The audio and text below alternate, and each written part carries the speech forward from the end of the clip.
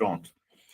Agora, a gente vai falar da segunda parte das disfunções emocionais que podem nos afetar durante, na verdade, não somente durante a mentoria, mas isso aqui é um quadro geral da nossa vida, e falo de mim também, tá?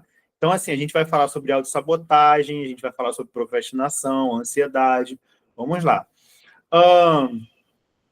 Primeiro, autossabotagem. O que é autossabotagem, Mário? Trocando em miúdos, como dizia uma professora minha, você é o seu maior vilão. Se a tua vida fosse um filme da Marvel, você seria o teu próprio vilão. Por quê?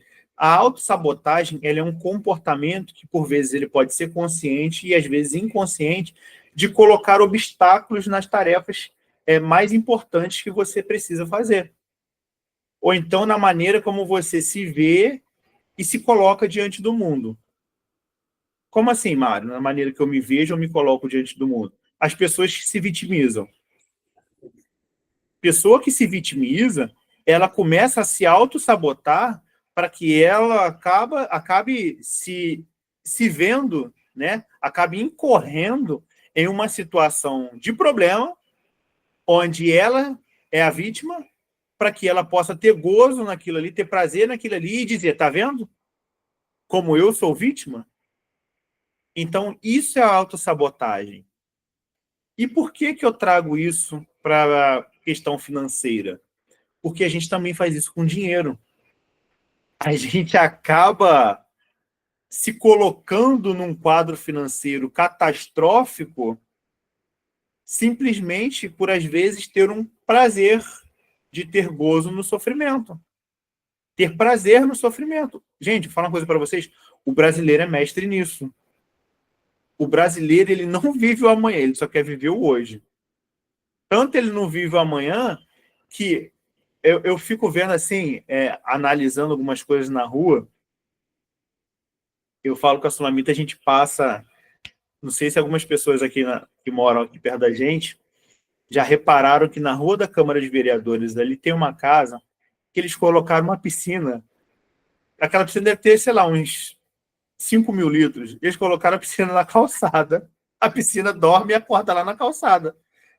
Eles botam a capa em cima e falam, gente, eu não me conformo com aquela piscina na rua. O pessoal que mora ali, né, usou a calçada do lado de fora para colocar a piscina. E usa a piscina lá. Gente, por que eu falo isso? Porque a piscina é um momento íntimo, né? Às vezes você está na piscina, é um momento íntimo seu. Você não vê a piscina do lado de fora na calçada. As pessoas fazem piscina dentro do quintal, não é? Então, assim, por que eu estou trazendo isso? Porque a forma como a cultura da nossa sociedade, a cultura que a gente está inserido enquanto sociedade, ela também influencia no nosso modo de viver. Se a gente não tiver umas crenças nucleares bem estabelecidas, princípios e valores bem estabelecidos, a gente começa a banalizar o certo e errado. Com esse tipo de pensamento, de comportamento, a gente acaba lançando isso para várias áreas da nossa vida, inclusive na vida financeira. Se você começa a banalizar o certo e errado, você começa a banalizar isso também na sua vida financeira. Eu escutei uma pessoa falando no telefone hoje, ela virou e falou assim, fulana, queria que você visse para mim se essa é a última parcela que eu tenho que te dar, porque se for, eu já está na hora de eu fazer outra dívida, eu já posso fazer outra dívida com você. Olha só, a pessoa vive de dívida em dívida. E isso não é nenhum absurdo. Eu já ouvi isso várias vezes, conheço pessoas que vivem assim. Isso é algo normalizado na nossa sociedade. Isso é uma cultura do brasileiro. Viver de dificuldade em dificuldade. Agora, se você levar isso para a cultura americana, nos Estados Unidos, por exemplo, que é um país que tem educação financeira, que é um país que a educação financeira é ensinada nas escolas, isso vai ser um absurdo para eles. Se você entrar no Google aí agora e digitar lá quanto ganha uma determinada profissão, quanto ganha um médico nos Estados Unidos. O valor que o Google vai te dar é um valor de salário anual, porque o americano ele tem, por cultura, enxergar a vida financeira dele anual. Então, o salário do americano é anual, o gasto dele é anual, o investimento que ele tem é anual, o lucro que ele quer ter é anual. O brasileiro é diário. O brasileiro vive dia após dia, é um dia de cada vez. É luta atrás de batalha. É dando jeitinho, é o jeitinho brasileiro. A gente normalizou o jeitinho brasileiro. E isso não é somente em uma coisa só. Por isso que eu falo que a sociedade influencia muito no nosso modo de vida.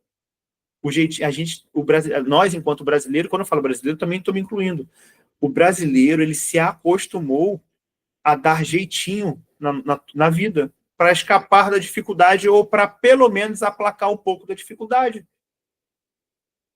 Aquela pessoa que você vê a semana toda acordando 4 horas da manhã para ir trabalhar, pegar um trem cheio, chega em casa às 6, 7 horas da noite, vive uma vida de dificuldade, e que ela chega no fim de semana, ela gasta um dinheiro com cerveja, um dinheiro no bar, ou vai fazer um churrasco, não sei com quem, para encher de cerveja. Aquela pessoa, aquilo para ela é o escape de toda uma semana de dificuldade. E ela normalizou aquilo na vida dela.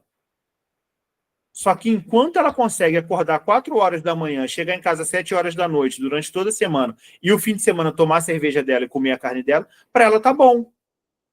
Só que uma hora o corpo cobra. Vai chegar um momento que você não vai mais conseguir ter disposição para isso. E é onde a gente, de uma hora para outra, a gente começa... De uma hora para outra, começa não. De uma hora para outra, a gente se vê dentro de um cenário catastrófico.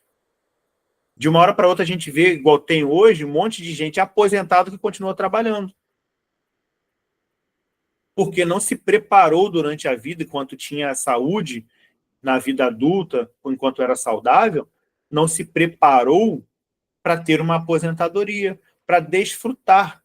Porque o que é aposentadoria? Trabalhei 30, 40 anos da minha vida e agora eu vou descansar sem prejuízo financeiro. Só que não é isso.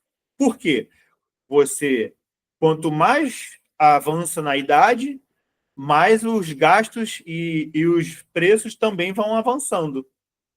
E quando você se aposenta, na maioria das vezes, você tem uma perda financeira. Porque muitos benefícios você, né, dependendo de como você trabalha, onde você trabalha, vários benefícios você perde. Então, além de você não ter aquilo que você tinha, outras coisas vão sendo incluídas. Então, assim, tudo isso, gente, gira em torno da autossabotagem. Você vai se autossabotando para você não ter que ter clareza de que aquilo ali que você está fazendo é errado, e você vai se autossabotando para não ter que gerar mudança. Então, você cria uma cortina, se sabota, para que você não enxergue a necessidade de mudar, porque mudar vai demandar energia, vai demandar você levantar, sacudir a poeira, fazer coisas diferentes, e muitas das vezes as pessoas não querem gastar energia. Então, próxima... eu costumo chamar isso de pedra de tropeço, está lá tá até nos slides, minhas pedras de tropeço, né? Então, vamos lá para a próxima pedra de tropeço. Profecia autorrealizável. O que é profecia autorrealizável, Mário?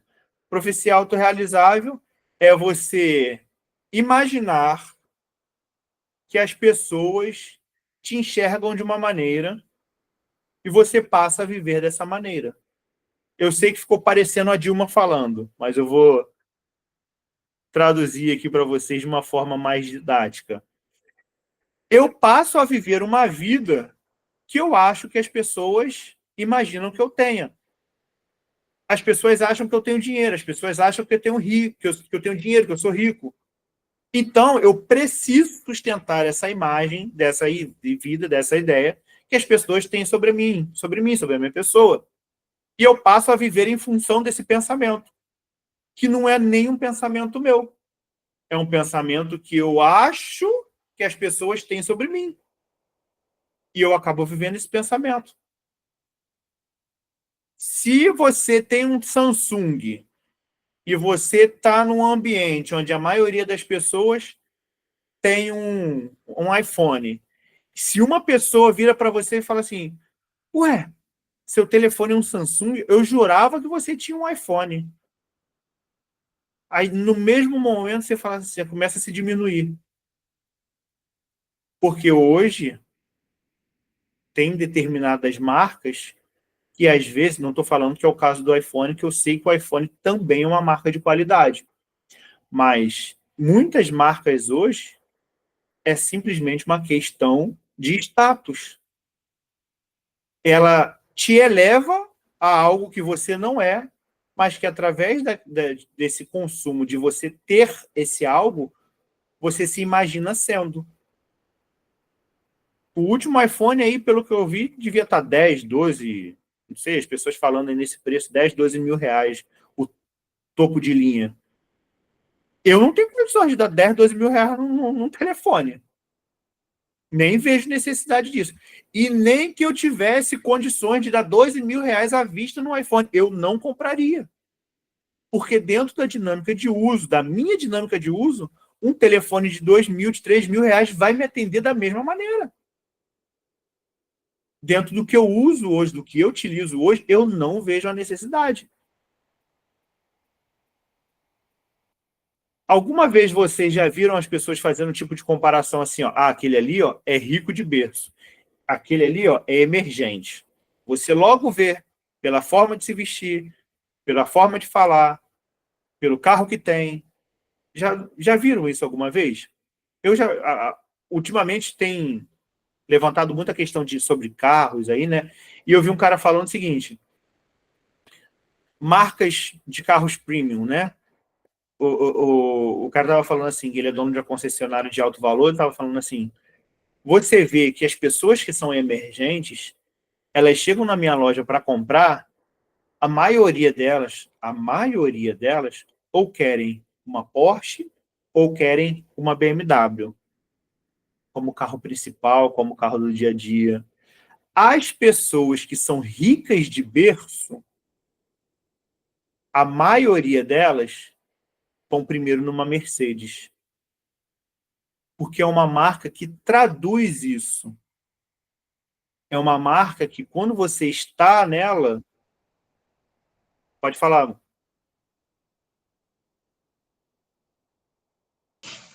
Não, foi a Lavínia que apertou aqui, desculpa. Meu furacãozinho Lavínia. Então, você passa a vestir uma roupa que você não tem. Você passa a vestir um comportamento que você não é. Isso é a profecia autorrealizável. O ambiente passa a moldar você, sendo que você não comporta o molde desse ambiente. E você passa a se distorcer todinho para suprir o que esse ambiente está demandando de você.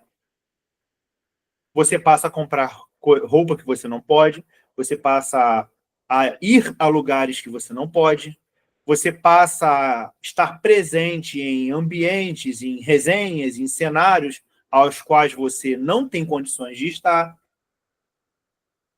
E muitas vezes você vai, não é nem para se satisfazer, para você ter uma experiência. É para você não destruir a imagem que as pessoas têm sobre você. Final de ano, vamos lá, ó.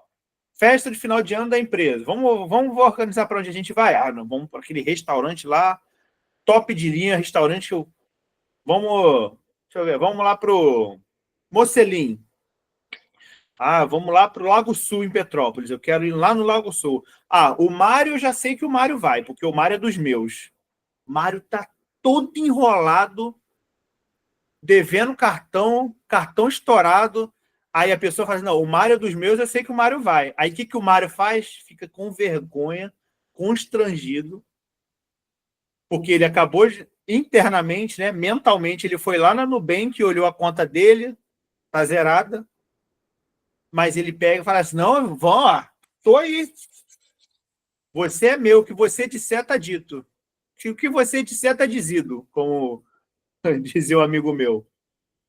E você aceita aquilo ali. Porque o outro manipulou você, construiu uma ideia. E a gente também tem responsabilidade nisso, tá? Porque dificilmente as pessoas vão construir uma ideia sobre a gente sem que a gente tenha fornecido algumas ideias para a pessoa ter essa imagem da gente. Então, assim, a gente precisa ter cuidado em qual vida nós estamos vivendo. A vida que a gente imagina que os outros, né? Da ideia que os outros têm sobre nós, ou a vida que a gente realmente quer ter. Terceiro ponto. Desculpa. Ansiedade. Alguém aí é ansioso? Vocês estão muito calados, estão muito quietos. Deixa eu sacudir vocês aí. Alguém aí é ansioso? Muita coisa.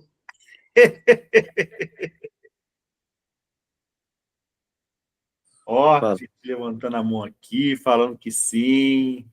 Fala para eles. Completamente, meu Deus. Vou destruir essa ansiedade de vocês com uma só informação. Deixa eu falar uma coisa para vocês. A ansiedade, toda ansiedade, ela precisa de um alimento. Qual é o alimento da ansiedade? A preocupação. Gente, a ansiedade é algo tão grave, digamos assim, né?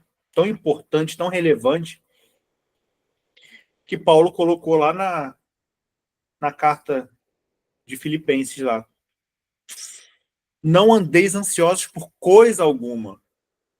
Ele fala lá, não andeis ansiosos por coisa alguma.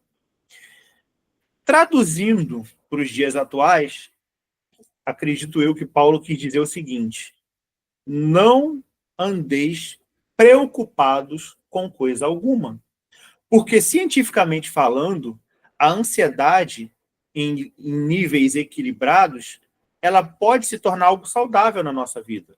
Ela é um fator motivador, é um fator impulsionador, né? Se você, a ansiedade, ela pode te ajudar a sair de um quadro de conformismo, de procrastinação.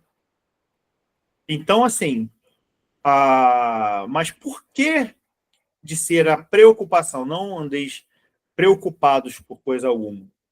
Aí vem a informação bombástica para vocês. Segundo estudo científico, gente, 80% das nossas preocupações, elas não se concretizam.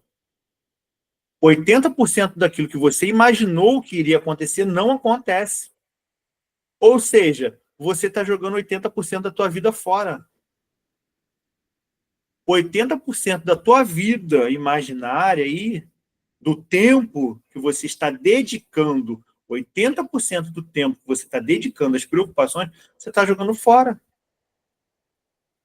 E é um tempo que você poderia estar investindo em coisas saudáveis para você, que iriam retornar para o teu emocional de uma forma saudável. E sem preocupação não existe ansiedade. O que eu estou querendo dizer aqui é o seguinte, não é para vocês jogarem tudo pro alto, pegar o caderninho de vocês, fazer igual aquele meme, jogar tudo pro alto e sair caminhando contra o vento, sem rumo, sem documento, não. Responsabilidade é diferente de preocupação. Nós temos responsabilidades. Por exemplo, a Lavínia, ela tem que todo dia ir para a creche. Essa é uma responsabilidade minha. Eu coloco a Lavínia de manhã para a creche. Porque no horário de entrada dela, a Sulamita já está no trabalho dela. Então, eu coloco a Lavínia todo dia. Isso é minha responsabilidade. Eu me preocupo com isso? Não. Mas eu tenho um grau de responsabilidade quanto a isso, e essa responsabilidade, ela está aí presente no meu pensamento. Por ser algo que eu necessito fazer. Porque outras pessoas dependem das minhas ações, como no caso a Lavínia. Ela depende, o desenvolvimento dela, porque ela vai para a creche, e essa creche ela estuda lá na creche, ela tem o conteúdo dela. Então, parte do desenvolvimento da Lavínia é responsabilidade minha. Ai, a Lavínia tem que ir para a creche amanhã. Então, eu vou ficar 24 horas no meu dia preocupado com o horário que eu tenho que acordar amanhã. Não, isso já é uma responsabilidade programada. Igual no teu trabalho. Você é responsável de elaborar um relatório? Você é responsável de fazer lá uma contabilização? Você precisa contabilizar algo? Você precisa passar informação? Seu chefe necessita de uma informação sua para que ele também possa dar prosseguimento ao trabalho dele? Isso é responsabilidade. Agora, você está lá no trabalho, olha para o relógio, caramba, já está dando 5 horas, eu estou com isso aqui para fazer, daqui a pouco o trânsito vai estar tudo engarrafado, eu não vou conseguir voltar para casa, o trem vai estar cheio, o ônibus lotado, ou se eu estou de moto, vou demorar mais, será que está chovendo? Nada disso vai acelerar o que você precisa fazer. Pelo contrário, vai reduzir a tua produtividade. São coisas que você não tem poder. Você vai conseguir controlar o engarrafamento, congestionamento? Não vai. Se você sair 1 minuto, 2 minutos, 5 minutos, você vai pegar menos engarrafamento. Você saiu 5 e 5 e você querer sair 5 horas, você vai pegar menos engarrafamento? Não vai. O único horário que, se você sair com uma margem de meia hora de diferença, é entre 5, você pegar a Dutra 5 da manhã, você não pega engarrafamento. Se você pegar 5 e meia, você já pega engarrafamento. É a única coisa que, se você tiver essa margem de meia hora aí, hoje eu tenho cientificamente comprovado que acontece. Mas assim, gente, brincadeiras à parte, a gente precisa controlar as nossas preocupações, porque o alimento da ansiedade é a preocupação. Se você controla as suas preocupações, você consegue controlar a tua ansiedade. Beleza? Mais uma ferramentinha para vocês. Vamos lá. Próximo. Procrastinação. Alguém procrastina aí?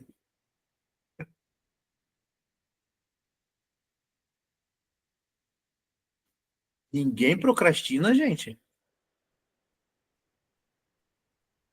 Ah, esqueci o nome, me desculpa. Eu sim. Procrastino. Bastante. Procrastina? Bastante. Ah, tá, porque olha, Ana Clara. Não vou esquecer que é o nome da minha sobrinha, agora ficou gravado aqui. Então, gente, hoje a procrastinação e a ansiedade elas estão brigando aí. Ó. Por quê? Porque a procrastinação, o nosso modo de vida hoje, ele é um facilitador para a procrastinação. Ele é um caminho sem volta para que a gente procrastine. Porque, assim, hoje o nosso mundo é acelerado. Em um mundo acelerado, a gente precisa de recompensas rápidas. E a procrastinação, ela é o cenário perfeito da recompensa rápida. Nós temos um neurotransmissor dentro de nós chamado... Oi, filha. Um beijo no seu pai. Aí, gente, deixa eu falar. Dá oi pro pessoal, falar oi. Oi. Boa noite. Boa noite. Olha, eu vou dormir. Obrigada. Deus abençoe, papai. Deus te abençoe, filha. Você seja tudo aquilo que Deus planejou para você ser. Tá? Tchau. Então, gente, a dopamina, ela é um neurotransmissor da ação. ela, traduzindo aqui, né, dando um exemplo, ela não somente da ação, mas também da ação, porque ela funciona como um freio, né? Pode ser até soar contraditório, mas olha só, se você tem bastante dopamina na sua corrente sanguínea, logo isso te exige uma grande quantidade de recompensa. A dopamina, ela consegue exercer esses dois fatores aí, esses dois papéis de freio e de impulsionador. Se você não tem, se você tem uma quantidade muito grande, você tem uma aceleração muito grande e você não consegue frear. Se você tem uma dopamina dosada, ela consegue frear os seus impulsos. Então é assim, preciso fazer algo. É algo que não tenho tanto prazer em fazer, pronto. A dopamina está lá em cima. Você quer recompensa rápida, porque o nosso modo de vida hoje exige que a gente tenha recompensas rápidas, porque recompensa rápida, prazer imediato. Quanto mais rápido a recompensa, mais rápido o sentimento de prazer. Por isso, isso, gente, se agravou, sabe quando? Estudos indicam que isso se agravou através das redes sociais. Quando as redes sociais começaram ali a facilitar, desculpa, a gente usa lente de contato e às vezes resseca. Ai. Então, assim, as redes sociais, quando elas começaram a criar aquela rolagem de vídeos, né, para cima, dos filtros ali, os stories, melhor dizendo, isso acabou se agravando. Por quê? Quanto tempo a gente passa no telefone hoje em dia? Hoje, o telefone ele centraliza tudo que a gente precisa fazer. Vocês lembram a última vez que vocês enfrentaram a fila de um banco para pagar uma conta? Eu não lembro. Hoje, tudo é feito pelo telefone.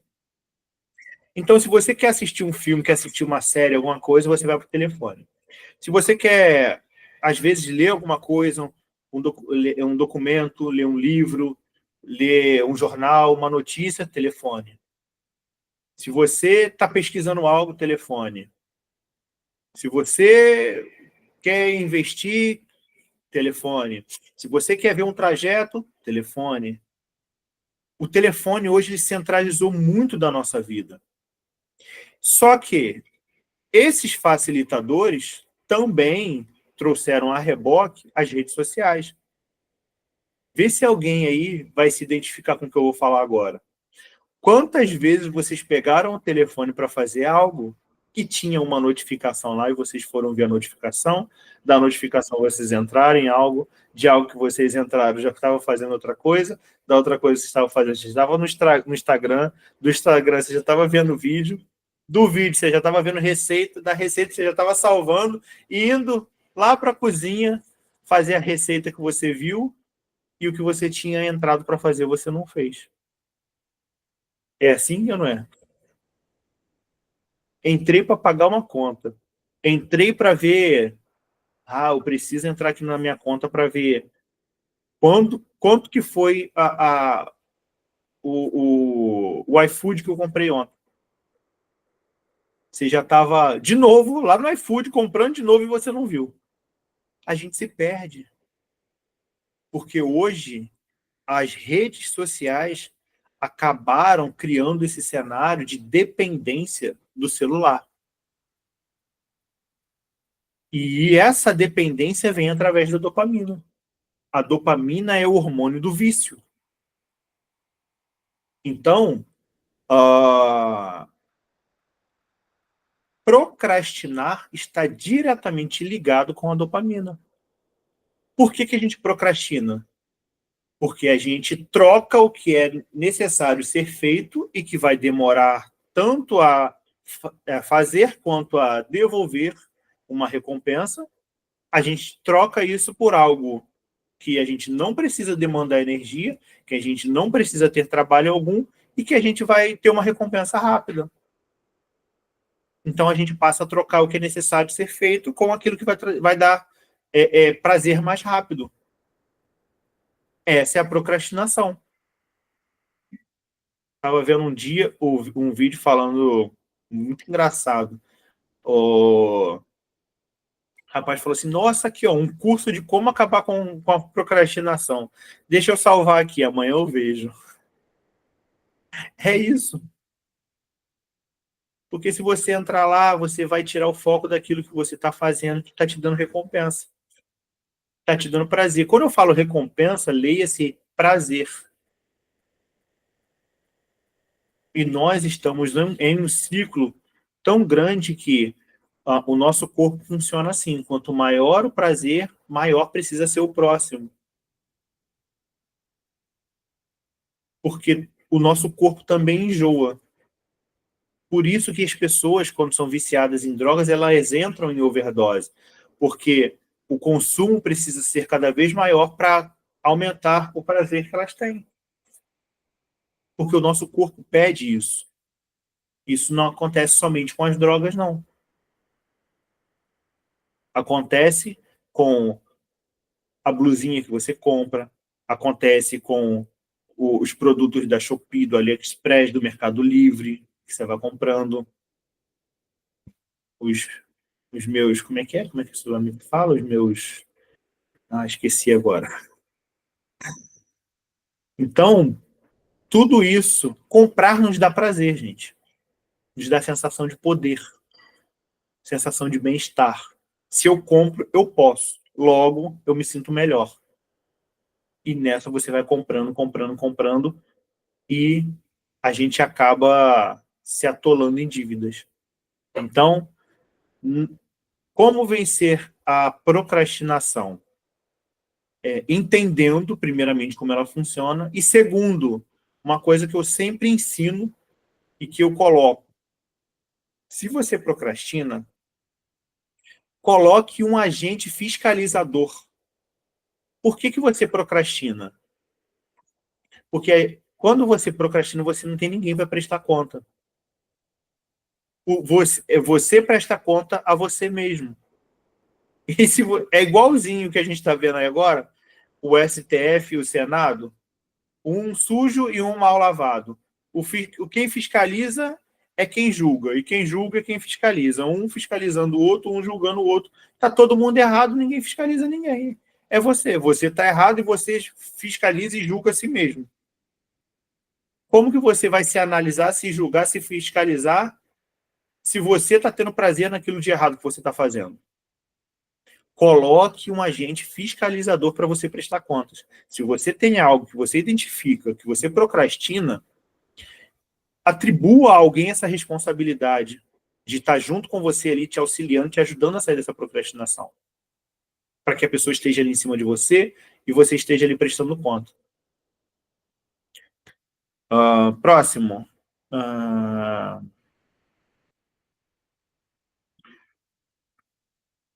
Vou passar muito rápido aqui falar sobre pensamentos negativos, que é também uma coisa que acontece, tá, gente? A princípio, assim, de início, você pode achar que não, mas acontece em uma frequência bem grande dentro da mentoria financeira, as pessoas terem pensamentos depressivos, pensamentos negativos. Por quê? Porque você começa a enxergar o teu cenário financeiro, de uma forma que você não imaginava que ele estava. E a gente, às vezes, entra na mentoria financeira e fala assim, não, tá ruim.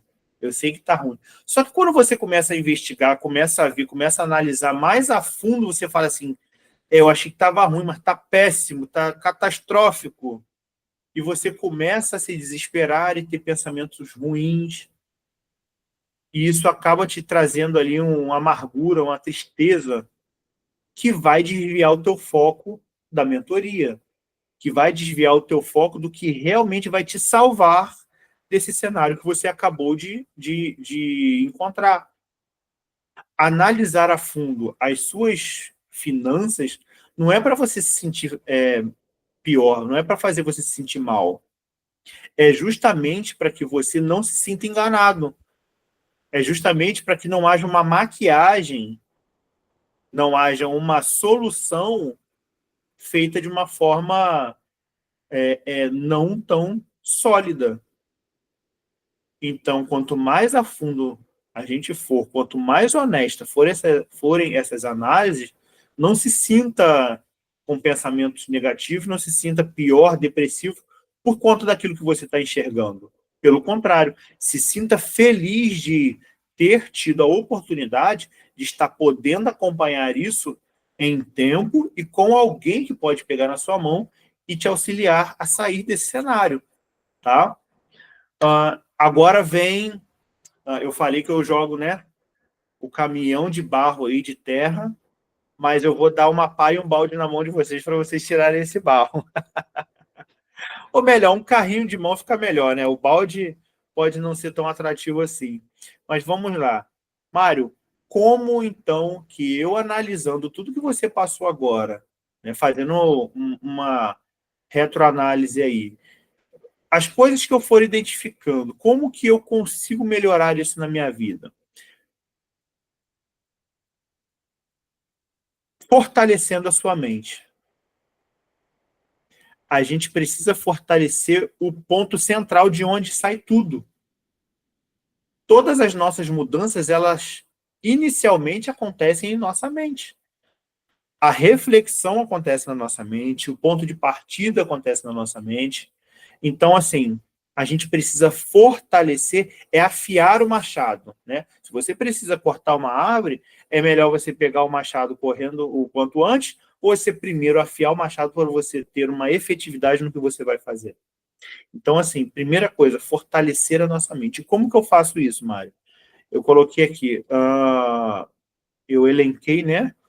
Só que eu não coloquei nem como número 1, coloquei como número 0. Qual é o número 0 para fortalecer a nossa mente? Conexão com Deus. Qual é o maior mandamento de todos, que se sobrepõe a todos? Amai a Deus acima de todas as coisas e o próximo como a ti mesmo. A gente primeiro precisa criar essa conexão com Deus. A gente primeiro precisa ter relacionamento com Deus. A gente precisa primeiro conversar com quem criou a nossa mente, com quem entende a nossa mente na sua plenitude, com quem caminhou em todos os cenários da nossa mente, com quem foi no passado, está no presente, está no futuro. Primeiro de tudo é você criar conexão com o fabricante da tua mente, com o produtor dela, com o criador dela, melhor dizendo. E você tirar as tuas dúvidas com ele. A partir disso, você vai fazendo o que eu vou apresentar para vocês agora. Que é, número 1, primeiro, gente, nós precisamos aprender a passar um tempo sozinho. Nós precisamos fortalecer a si mesmo. E quando eu digo passar um tempo sozinho, pode ser até mesmo nessa conexão com Deus. Também serve, também entra nesse cenário. Aprenda a passar um tempo sozinho. A gente está tão envolvido a todo momento. Gente, é difícil a gente se ver, se enxergar em um ambiente sozinho. A gente sempre está com alguém ou fazendo alguma coisa. Nós não sabemos lidar bem com o ócio hoje em dia. Parece que você está cometendo um crime contra si mesmo, se você estiver parado sem fazer nada. É assim que a gente se sente hoje. Parece pecado. Comparado ao pecado de idolatria, eu diria. Porque, né, a gente, quando fala de idolatria, por conta de tudo que a gente viu na Bíblia, a gente já viu com um cenário bem, né, assim, diferente, com um potencial maior. A gente se sente da mesma maneira quando a gente olha para si mesmo e vê que a gente não está fazendo nada. Gente, descansa, passa um tempo sozinho, aprenda a ter um tempo com você mesmo. fazer as coisas que você gosta. Uma coisa na tua individualidade, uma coisa que é particular seu. Não é errado, pelo contrário, isso nos desintoxica. Isso vai trazendo a nossa mente para uma questão, para um quadro mais pleno, mais tranquilo, mais confortável, certo? Segundo, aprenda a viver o presente e planejar o teu futuro. Deixe o passado lá. Não viva o passado. Eu tenho o costume de falar que o passado ele é como se fosse um quadro desses artistas aí famosos, esses pintores famosos, uma Mona Lisa dessa da vida. Você já viu alguém querer repintar a Mona Lisa? Para os padrões da época, a Mona Lisa era linda. Se a gente trouxer para os padrões de hoje, eu acho que ela não seria lá essas coisas. Mas por isso você já viu alguém querer falar, não, vamos botar ela mais parecida que assim, puxa ali, é assim, assado. Não. E é o quadro mais caro que a gente tem hoje em dia, né? Milhões de dólares aí. Deixa o passado lá. O passado ele só serve para você olhar e ter como referência positiva ou negativa do que fez de positivo, do que fez de negativo. E melhor dizendo, né? Do que fez e deu certo, do que fez e não deu certo para não repetir novamente. Viver o passado é você estar revisitando a dor dia após dia. E não falo só de experiências ruins, não. Eu falo também das questões financeiras que vocês hoje possam estar enxergando ou vão enxergar. E falam assim, poxa, mas por que eu fiz isso? Gente, já fez, já foi. Agora a gente vai em busca da solução. O erro, ele serviu como experiência, como uma forma de mostrar a você o que não fazer no futuro. Então, eu tenho o costume de falar, muita coisa eu gostaria de ter feito diferente na minha juventude. Mas se eu tivesse feito diferente, eu não estaria aqui hoje fazendo o que eu faço, sendo quem eu sou e tendo o que eu tenho. Então, diante disso, eu não faria diferente o que eu fiz no meu passado. Porque a versão que eu tenho hoje, a versão que eu sou hoje, eu sou muito grato e feliz com quem eu sou hoje, com o que eu tenho hoje. Então, eu não quero tirar de mim o que hoje eu tenho, mudando o que eu fiz de errado no passado. Porque os meus erros me trouxeram maturidade, experiência e fizeram eu ser quem eu sou hoje. É aquela velha máxima de que mar calmo não faz bom marinheiro. Então, deixe o passado lá. Ele serve como experiência, te trouxe maturidade e comece a viver o presente e planejar o teu futuro. Terceiro passo, não invista energia em coisas que você não pode controlar. Aquilo que a gente estava falando sobre a questão da ansiedade, da preocupação. Gente, não somente isso, tá? E você usa essa questão de não investir energia em praticamente todas as áreas da sua vida. É uma coisa que eu até utilizo na clínica, nas pessoas que eu atendo, é isso. Aprendam o poder do tá bom. O tá bom, gente, ele é libertador. O que vem depois de um tá bom? Não vem nada. Não vem nada. Se alguém vier para você te trazendo problema, te trazendo ofensa, te trazendo agressão, e você chegar para esse alguém e falar assim, tá bom, não tem mais nada depois disso. E essas pessoas problemáticas, elas precisam ser retroalimentadas com todo esse caos, esse distúrbio que elas jogam em cima de vocês. Elas chegam para a gente com o caos, com problemas.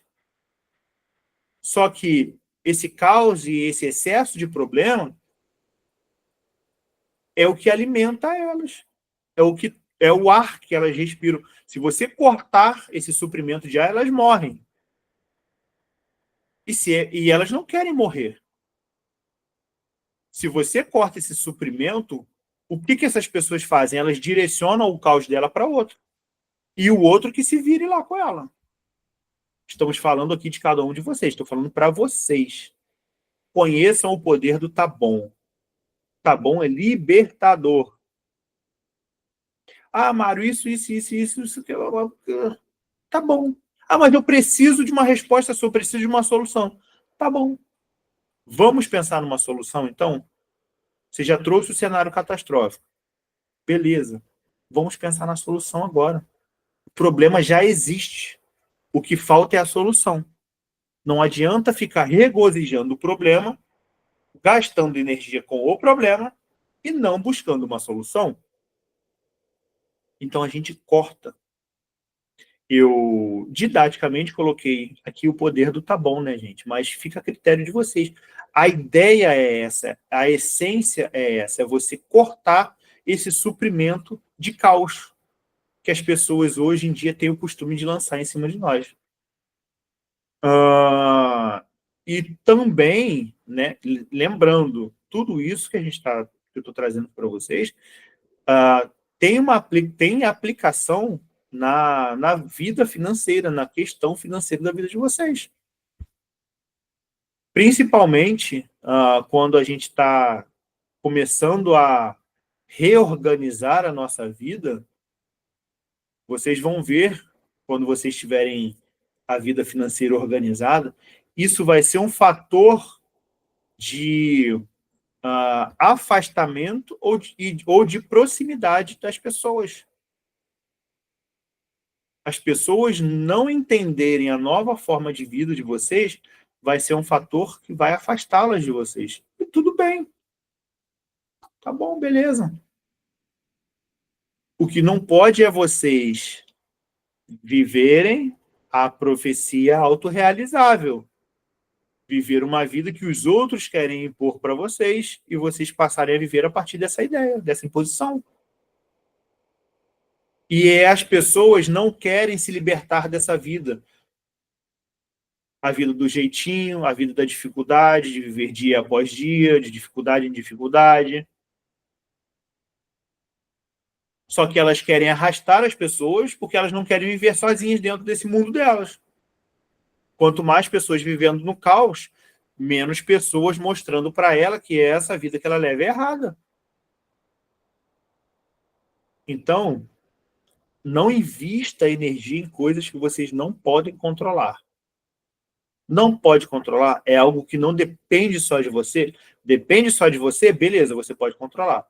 Não depende só de você, você já não tem total controle. Faça a sua parte. Ou se não depende de você de forma alguma, não faça nada. Deixa com quem é de responsabilidade. Tá bom. E vai viver a vida de vocês. Gente, isso é libertador, repetindo.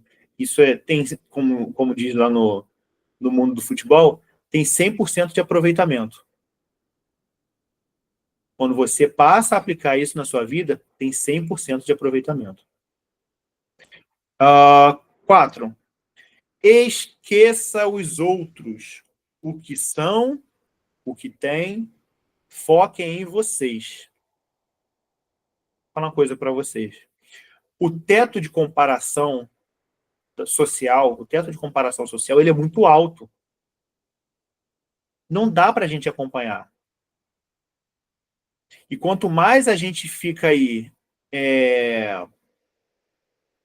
experimentando determinados cenários, absorvendo determinados conteúdos, a gente vai criando um sentimento de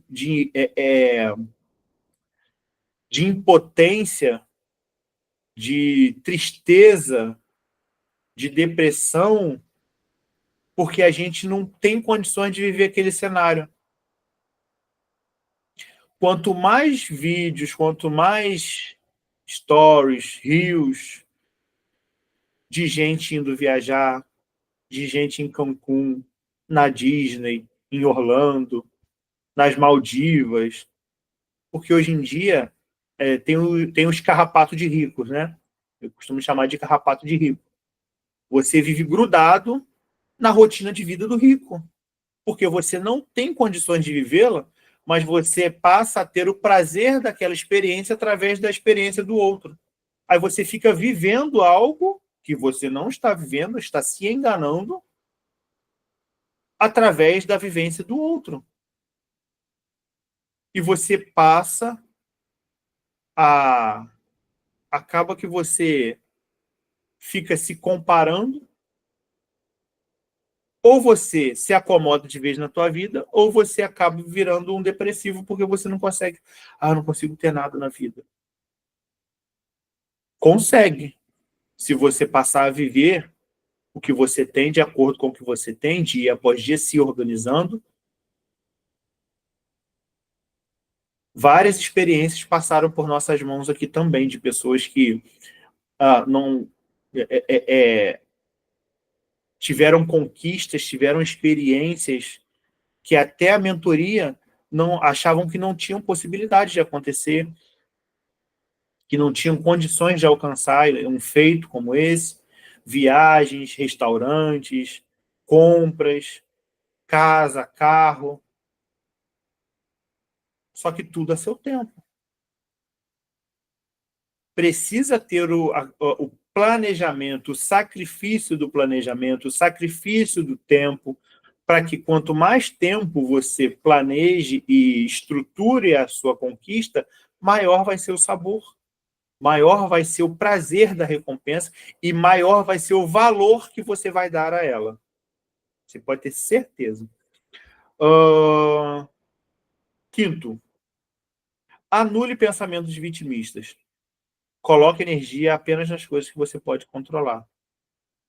Não adianta nada você ficar, ó vida, ó céu, ó morte, ó azar. Eu sou o menor da minha família. Eu sou o que não teve estudo. Eu sou o que ganho menos. Só quem pode mudar esse cenário é você. Se colocar num cenário vitimista, não vai te tirar dele, e muito pelo contrário, vai criar um terreno fértil para outras doenças emocionais. Você tem o poder, como eu falei, a nossa mente tem um poder extraordinário. Você tem o poder de vida e morte na tua vida. Você tem esse poder. E se vitimizar, só vai trazer morte para a tua vida. Seja positivista. Os cenários, eles acontecem e eles mudam na nossa vida dia após dia. Você dorme, acorda, o cenário mudou. Você respira, o cenário mudou. Você tem duas escolhas. Tem uma frase que diz: pensar grande e pensar pequeno dá o mesmo trabalho. Pensar negativo e pensar positivo vai te dar o mesmo trabalho. A recompensa que vai ser diferente. A gente acha que ser negativo é algo que vai te isentar de ter que tomar atitude. Vai. Só que não te isenta das consequências. Porque a gente fica preso apenas na atitude, na energia, e esquece das consequências. A energia que você vai gastar com as consequências, ela é muito maior do que a energia que você iria dedicar se você fosse positivo, a energia que você iria dedicar nas ações para tornar o teu pensamento positivo realidade. E a recompensa também, ela é muito maior. Então, assim, nós somos responsáveis pelas nossas ações, nós somos responsáveis pelas nossas recompensas, nós somos responsáveis por todo o ambiente que a gente idealiza, né, de perfeito. Esse cenário ele começa com a gente. Se nós não criarmos hábitos para mudar esse ambiente ao nosso redor, ele não vai acontecer por osmose, por automatização, não vai acontecer. Tudo precisa acontecer a partir das nossas mãos. E a gente precisa ter um emocional equilibrado para lidar com as dificuldades, com os desafios que vão surgindo. Dia após dia, esses desafios eles vão surgir. Problema só não tem quem ainda não nasceu. Porque tem muito bebê que, às vezes, dentro da barriga já está com problema. E ele nem sabe, coitado. concebeu a vida, a gente já está sujeito a problema. Então, mas eu tenho problema disso. Beleza. Você também tem, o outro também tem. Todos nós temos. Agora, o que você faz com o problema é aí a diferença. Como você vai lidar com ele é que vai determinar o teu futuro. Beleza? Então, gente, essa foi a nossa aula de hoje. Nossa primeira aula aí dentro da psicologia financeira. Alguém quer falar alguma coisa? Quero saber de vocês aí o que essa aula pôde trazer de influência na vida de vocês, de algo positivo, se ajudou, se dificultou, se trouxe solução, se trouxe mais problema. Diz aí, não precisa brigar não, fica à vontade. Pode falar, pastor. Pastor Arnaldo quer falar, pode falar. Eu achei muito interessante e muito motivador essa palavra aí, essa palestra. Gostei muito. Amei. Obrigado. Que bom que teve um resultado positivo aí. Mais alguém? Aline, eu gostei porque é o autoconhecimento, né? Sim. É muito bom a gente se conhecer, porque às vezes a gente não se conhece. É incrível, né? O ser humano, às vezes, ele não se conhece, e quando você fala algumas coisas, você se coloca naquela posição, não, eu sou assim. Então, se autoconhecer, porque o conhecimento você começa a tratar, né? Falar, não, por onde vamos, para onde vamos seguir, para onde a gente vai parar. Então, que se vir essa situação, a gente não tem que pensar dessa forma. Então, é esclarecedor. Eu achei muito esclarecedor. Coisas que você falou aconteceram hoje, entendeu? Na minha vida. Só que a gente nem nota, né? Sim. Só parando assim para poder estudar, para saber que a gente está fazendo errado. A gente acaba fazendo aquilo no nosso dia a dia sem mesmo perceber. Sim. E assim, pegando o que vocês falaram aí agora, você vê como que o final da aula ele linka com o início da nossa aula, como eu falei lá. Para a gente precisa entender os nossos pensamentos, como eles funcionam, o que motiva esses pensamentos, porque esses pensamentos vão se traduzir em emoções e essas emoções vão direcionar o nosso comportamento. Então, agora, ao final da aula, vocês já tendo mais ou menos essa ideia, essas ferramentas do que a gente trouxe aqui hoje, vocês já conseguem ter uma análise diferente daquilo que vocês estão experimentando, estão se permitindo, os ambientes que vocês estão se colocando, e as emoções também, porque assim, a emoção ela é aí um intermediário entre o comportamento e o pensamento. Então, tenham sempre isso em mente. Emoções equilibradas, né? A gente tem até um termo recente que chama de inteligência emocional, que até pouco tempo a ciência ainda não tinha tido esse entendimento, né? Que a emoção também é uma forma de inteligência. Então, ter essa inteligência emocional nos ajuda muito nas escolhas das ações do nosso comportamento. Bom, beleza? Mas obrigado aí, Roberto e Aline, pela palavra de vocês. Ana Clara, viu? Não esqueci, pode falar.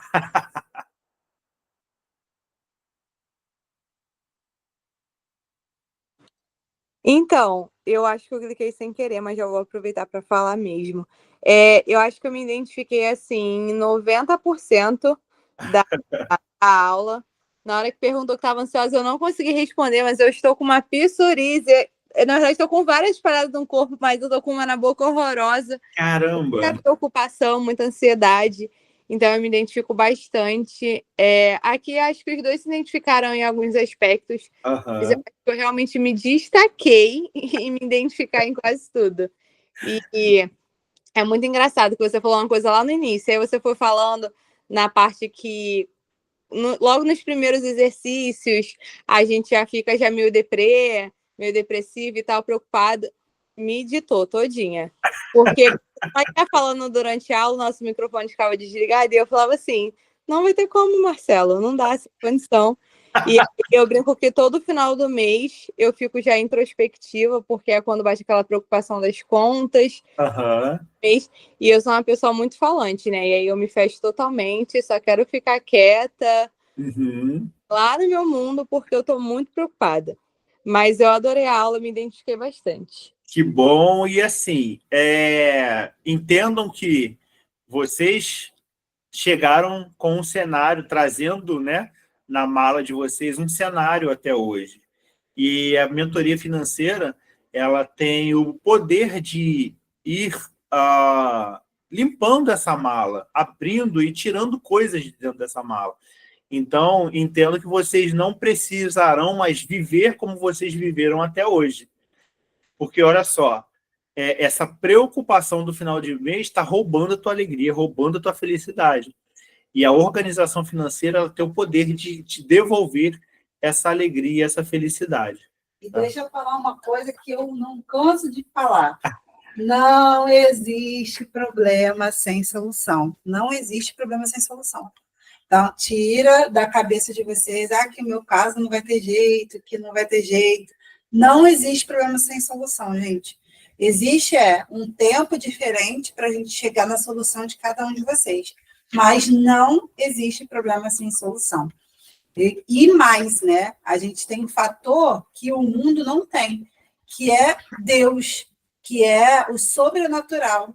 Quando a gente se coloca na posição de aprendizagem, de aprender, de consertar, a gente está levantando do nosso sofá espiritual para fazer a nossa parte. Vocês acham realmente que Deus não vai fazer aquilo que só Ele pode fazer?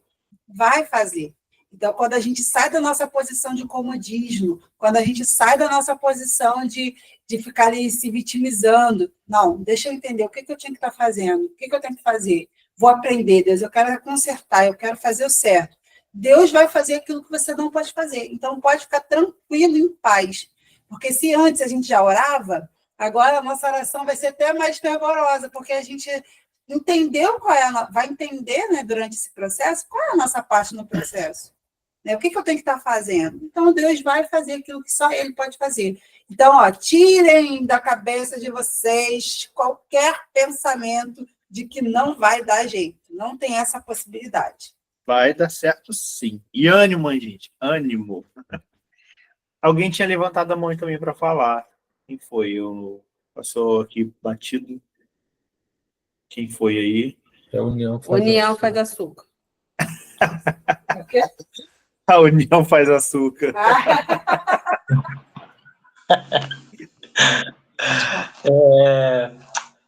Mário, deixa eu assim, pedir uma orientação sua, né? Vou tentar exemplificar aqui alguns fatores externos que acabam me atrapalhando, assim, às vezes, de eu manter uma constância, que isso acaba mexendo com o meu humor.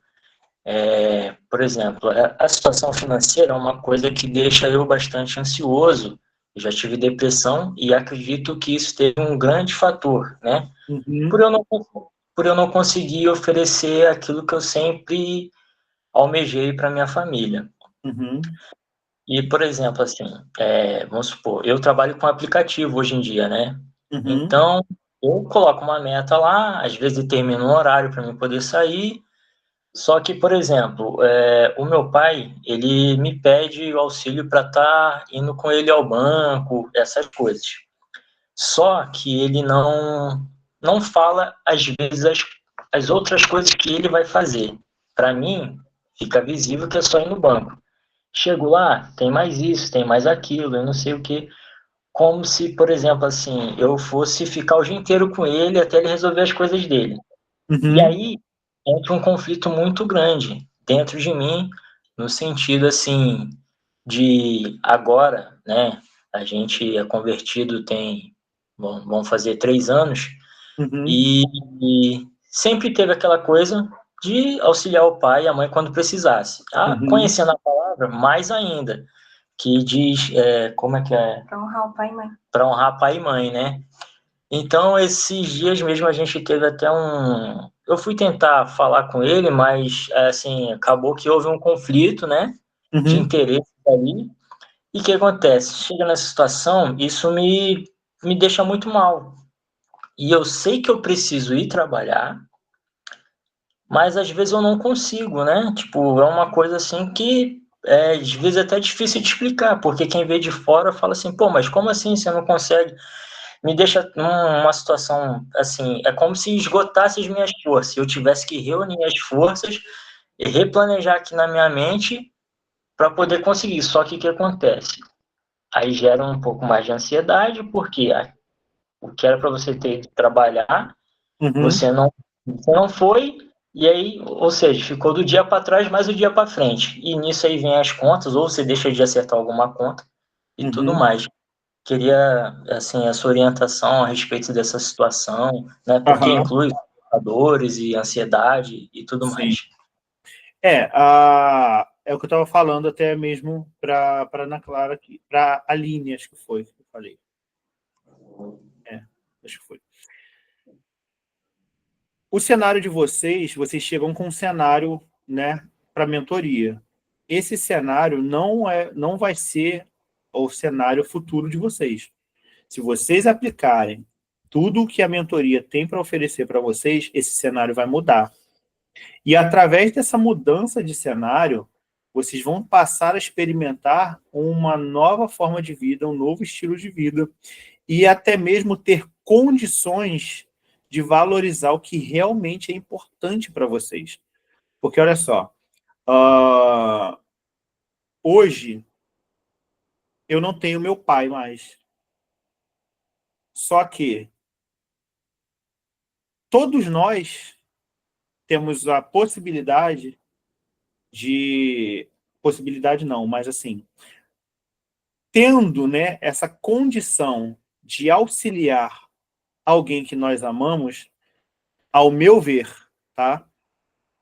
Uma vida financeira organizada te proporciona ter a sensibilidade de você escolher o que realmente é importante para você, o que realmente tem valor para você.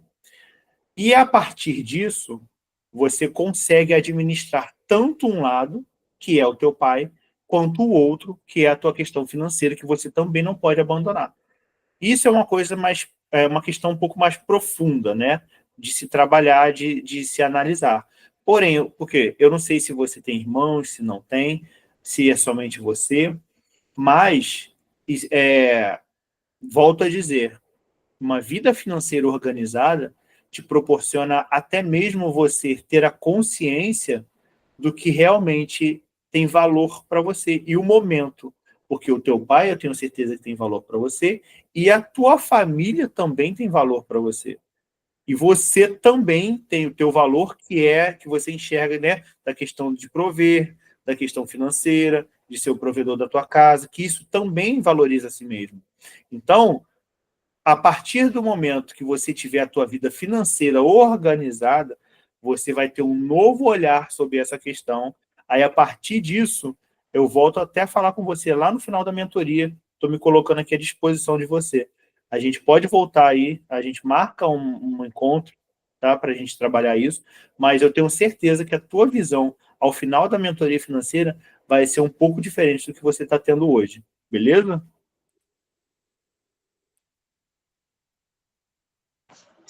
Beleza, obrigado, Mário. Nada. Lu, Edinho, vocês estão por aí? Maria, Edilene, pode falar, Edilene.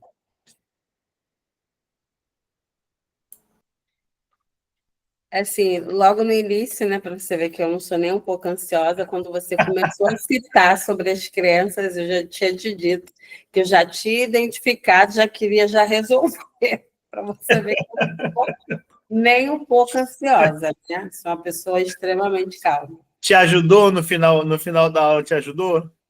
Então, Ou piorou? piorou, porque a lista aumentou. Eu tinha identificado uma crença limitante. Eu estava convicta de resolver um problema, né? Porque eu tinha certeza que toda a minha dificuldade era em cima dessa crença. Só que aí você desmembrou várias outras. Então você aumentou o meu problema. Totalmente. Agora é mais 30 anos de terapia, mas enfim. O que eu entendo? Realmente, para mim, era muito complicado, né? Essa questão de identificar e não saber como resolver. né? Porque aí eu entendi por que eu estava com essa dificuldade. Porque outras crenças que eu tenho, né, como o pensamento preto e branco, que eu nunca ouvi falar sobre esse termo. Mas quando você foi descrevendo, eu fui identificando e até lembrando de comentários que pessoas fazem comigo, né? Porque, Edilene, nossa, você é muito rígida. Edilene, você é 880. Meu Deus, você não flexibiliza. E sabe, aquela coisa assim, certo é certo, errado, errado, acabou, acabou e pronto, acabou. E por eu agir assim, eu sou muito dura comigo. Exato. Então, assim, é muito difícil, porque quando você cobra demais de você, você não precisa nem ser cobrada por ninguém, porque você é o seu maior, né? Quando você falou ali, para a gente ter alguém, né, para poder fiscalizar, eu me cobro demais. Então, isso acaba, né, gerando um certo sofrimento.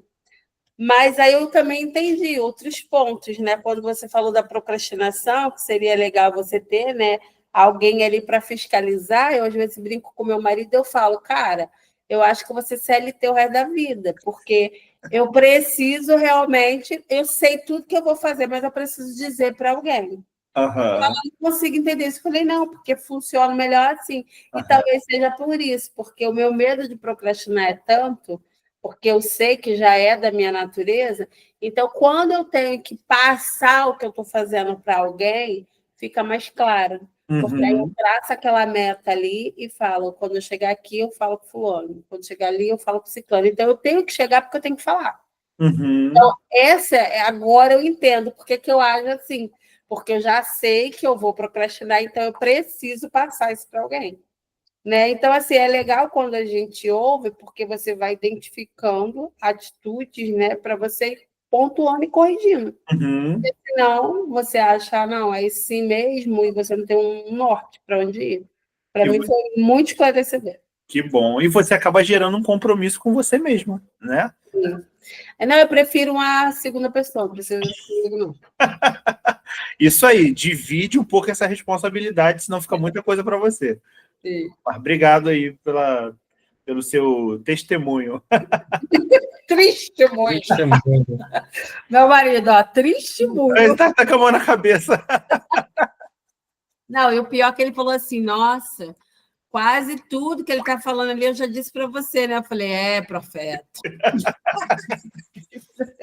É porque eu comecei a assistir saindo do trabalho, aí eu cheguei aqui agora. E você está a todo momento aí, fala Deus. Não, já estou acostumado já, né? Todo mundo tem um tempo. No início era difícil entender esse tempo, agora eu entendo. Tá certo, gente. Obrigado aí. Boa noite. Mais alguém aí quer falar alguma coisa? Você.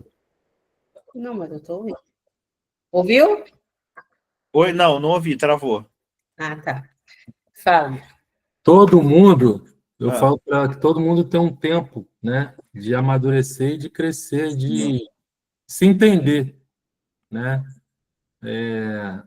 O dela, eu falava para ela, falou, caraca, você está perdendo muito, deixando muito dinheiro na mesa, perdendo muita coisa. Mas assim, o que eu tenho visto é que hoje ela tem evoluído bastante quanto a isso, né? Que a gente só sabe para onde está indo se a gente souber de onde nós saímos, né? É verdade, ajuda e muito. Tem uma responsabilidade muito grande ter essa consciência. Beleza. Valeu, gente. Obrigado aí. Giliano? Tá meio escura aí sua imagem? Não dorme não, Giliano? Não, dormi não. Tô acompanhando aqui. Hoje eu tô igual o esponja. Tô só absorvendo. Mas maravilha, tá? Estou gostando muito. Que bom. Bom. Valeu, obrigado. Um abraço aí para vocês. Oi? Tá, a chefe aqui está dizendo que o próximo encontro vai ser quinta-feira, tá? Então, gente, nada mais a dizer. Vou encerrar aqui a nossa aula de hoje, tá bom? Na quinta, a gente não vai estar ao vivo, não, porque a gente dá aula, a gente assiste gravado. Tá ótimo, então. Beleza. Boa noite para vocês aí, fiquem com Deus, tá? Estou à disposição. Qualquer coisa, podem me chamar lá no WhatsApp, tá? Forte abraço para vocês aí. Tchau, tchau.